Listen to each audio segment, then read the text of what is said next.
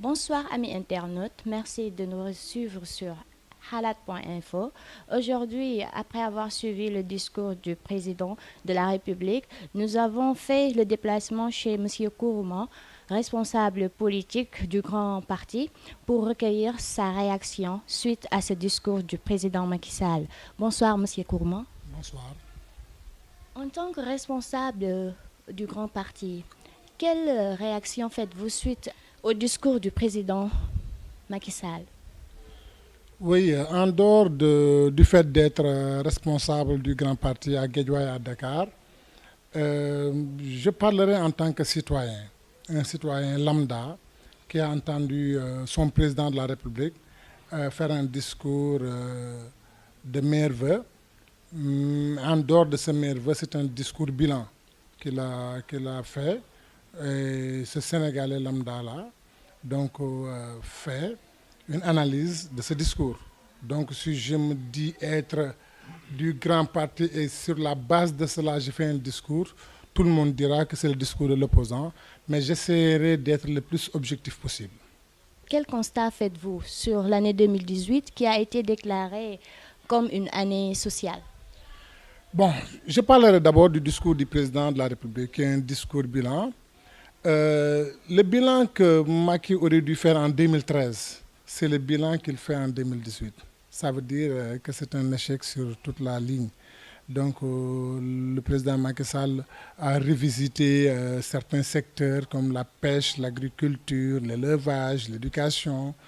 Donc apparemment, qu'est-ce qu'il a fait sinon faire son propre éloge, essayer de saupoudrer donc sa politique pour faire croire aux Sénégalais qu'il a réussi, alors que le constat est le même.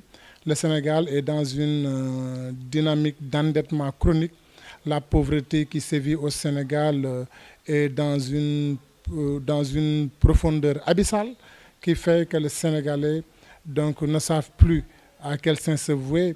Et s'il y a lieu de tirer le diable par la queue, ces Sénégalais-là ne voient même pas la queue du diable pour Oui, dans sa déclaration, il a déclaré un taux d'endettement de 47%.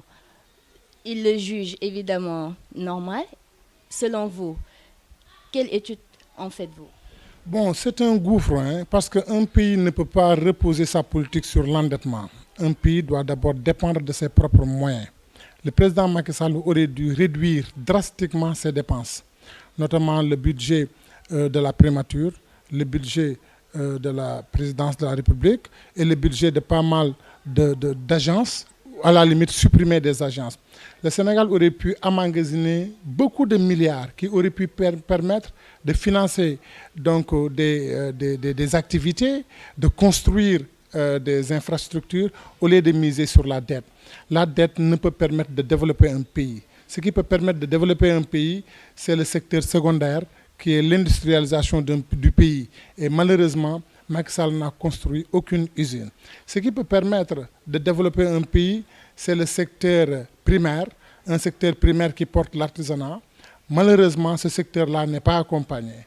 Le secteur qu'il croit être en mesure de supporter la croissance, c'est le secteur tertiaire.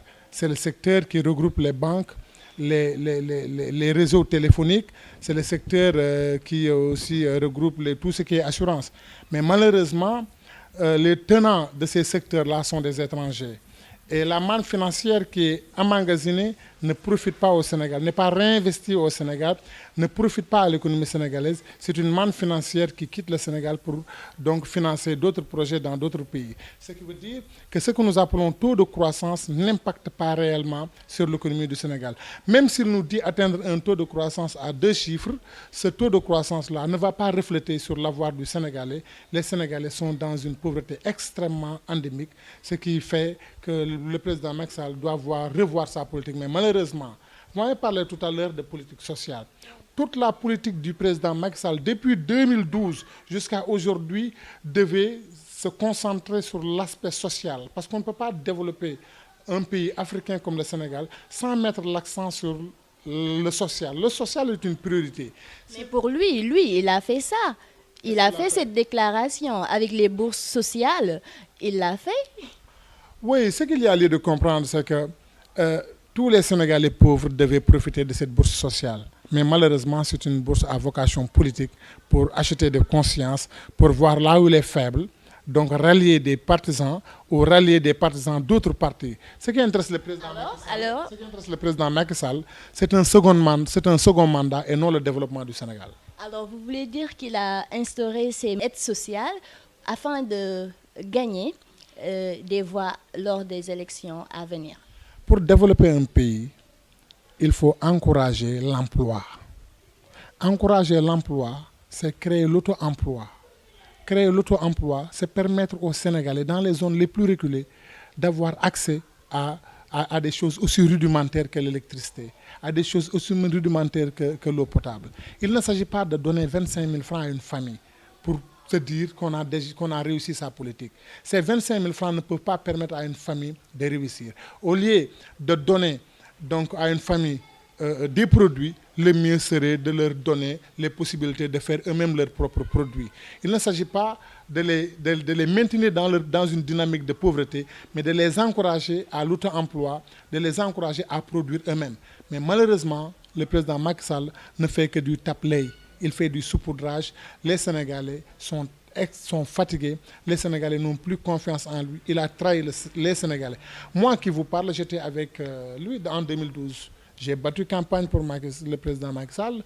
Je me suis investi dans un mouvement qu'on appelle Taku Fall Macky. Mais aujourd'hui, c'est dit Taku Folli Macky parce que Macky a déçu tous les Sénégalais. Macky a trahi l'espoir de ce peuple sénégalais, a trahi l'espoir de cette jeunesse. Aujourd'hui, les jeunes n'ont même pas la possibilité de trouver des stages. Aujourd'hui, les jeunes n'ont pas d'emploi. Aujourd'hui, les jeunes sont fatigués. Si les jeunes se disent Barça ou Barzak, c'est parce que tout simplement, le Sénégal n'est pas une alternative. L'alternative, c'est le grand parti.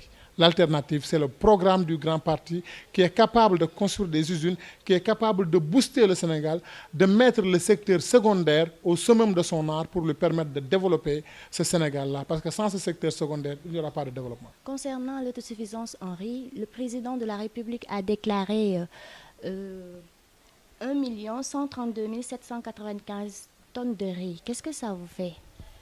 Oui, c'est l'expression autosuffisance en riz qui me pose problème. Le Sénégal n'a jamais manqué de riz. Le riz a toujours existé au Sénégal. Donc toutes les boutiques vendent du riz. Mais le problème, c'est le prix du riz. Il ne s'agit pas de produire du riz, il s'agit de produire du riz accessible. Malheureusement, ce riz qui est produit au Sénégal vaut aussi cher que le riz qui est importé, ce qui pose un énorme problème aux Sénégalais. Ce riz-là aurait dû être ramené à des prix considérables. Le sac de riz à 10 000 francs, ou 11 000 francs, ou 12 000 francs serait un prix acceptable pour tous les Sénégalais. Mais malheureusement, si le prix du riz taïwanais coûte 17 000 francs, et le prix du riz local coûte apparemment le même prix, 17 000 francs ou 16 000 francs, ça pose un problème. Comment le riz peut-il quitter Taïwan, prendre le navire, voyager d'une certaine manière, de continent en continent, coûter 17 000 francs alors que le riz qui est produit au Sénégal coûte 16 000 ou 17 000 francs, il y a problème. Et le problème ne pose pas sur l'autosuffisance en riz, mais sur le prix du riz. Et le président Macky Sall aurait dû réfléchir à comment réduire le prix du riz pour qu'il soit accessible. Et ce n'est pas seulement le riz. Le lait aussi pose problème, l'huile pose problème. Les denrées de première nécessité doivent être revues à la baisse. La politique sociale doit reposer sur ça.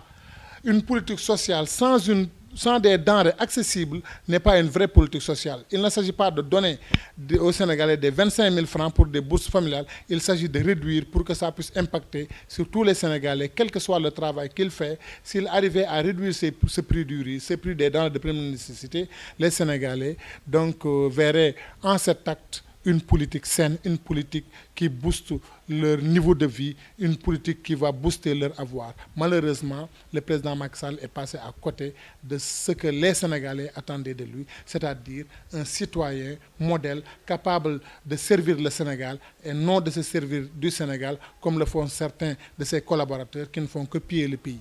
Alors pour vous, son slogan « La patrie avant la famille » est erroné. Je changerai l'expression par un gouvernement sobre et vertueux.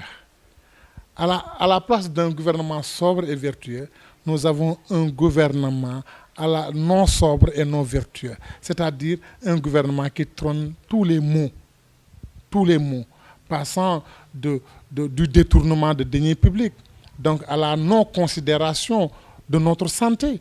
La santé publique du Sénégal vacille. Les Sénégalais n'arrivent plus à se soigner. Les médicaments coûtent excessivement cher. Même les hôpitaux ne travaillent plus depuis plus de 2 mois, plus de 2 mois. Oui, dernièrement, il a dit à ces agents de la santé qui étaient en grève, Gumsabop, je crois que c'est ça, André Guessam, donc il leur a dit, après 2019, après avoir gagné les élections, je vous rencontrerai, sinon je ne vous rencontrerai pas si vous ne levez pas votre mot d'ordre. Un président n'impose rien. Le président Macky Sall n'est pas un roi. Alors, il est un dictateur, selon vous? N'est pas un roi. Plus qu'un dictateur, c'est un tyran. Parce qu'au-delà de dicter sa loi, il enferme des opposants. Ça veut dire quoi? Ça veut dire qu'un dictateur peut ne pas être un tyran. Lui, il allie le dictat et la tyrannie. Alors, parlant du grand parti, quelle a été votre réaction après le rejet de la Cour constitutionnelle? Qui a parlé de rejet? Évidemment, les organes de presse, tout le monde, les médias. On dit que votre demande de candidature a été rejetée à cause de certaines signatures invalidées. Ce n'est pas que je suis dans le secret des dieux pour avoir l'information que j'ai, parce que le président Gakou, une fois sorti du Conseil constitutionnel, a fait une déclaration, et je crois que les organes de presse devaient s'en tenir à sa déclaration. Il a un nombre de candidats capables de lui permettre d'être validé au niveau des régions, au niveau aussi du Sénégal. Donc sa candidature est validée. Bon, je ne sais pas par quel subterfuge, par quel levier des organes de presse ont pu relayer cela, mais je puis vous assurer que le parrainage est une chose qui est dépassée. Nous, notre objectif, ce sont les présidentielles. Donc, si vous avez entendu quelque part, allez vérifier votre information. Alors, selon vous, votre candidature est validée? Nous n'attendons que ce mercredi pour qu'on nous appelle pour des cas de doublons. Mais notre parrainage est déjà passé au Conseil constitutionnel. Merci, M. Kouma. Halat Info vous remercie de votre disponibilité. Je vous remercie et je vous encourage parce que vous êtes des jeunes, vous travaillez dans un milieu extrêmement difficile. Déjà, là, on parlait d'une information qui n'a pas été vérifiée. Je vous exhorte aussi à vérifier les informations avant de les relayer. Vous êtes des jeunes, vous êtes dynamiques et vous allez réussir, je le sais, parce que donc, je vois un jeune de la banlieue derrière. Malick Gakou est un jeune de la banlieue. Il s'est fait lui-même. C'est un self-made man. Chargé à vous aussi de vous faire pour avoir votre propre organe de presse. Donc, de réussir votre vie et de faire réussir aussi d'autres jeunes. Merci.